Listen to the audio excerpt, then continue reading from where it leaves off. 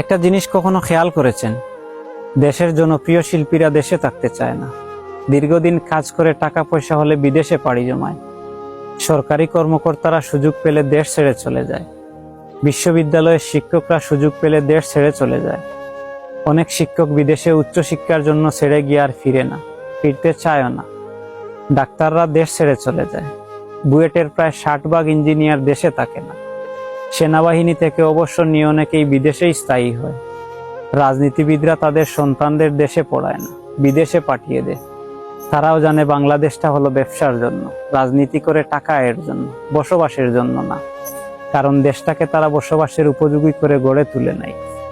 যারা দেশ ছেড়ে পালাতে চায় তাদেরকে জিজ্ঞেস করলে কেউ বলে সন্তানের ভবিষ্যতের জন্য, কেউ বলে শেষ বয়সে একটু শান্তির জন্য, কেউ বলে পরিবার পরিজনের জন্য, কেউ বলে সততার সাথে বাঁচার জন্য, কেউ বলে আত্মসম্মান নিয়ে বেঁচে থাকার জন্য, কেউ কেউ বলে সৎভাবে উপার্জন করে বাঁচার জন্য, কেউ বলে ধর্মীয় রুষানল থেকে মুক্তি পাওয়ার জন্য।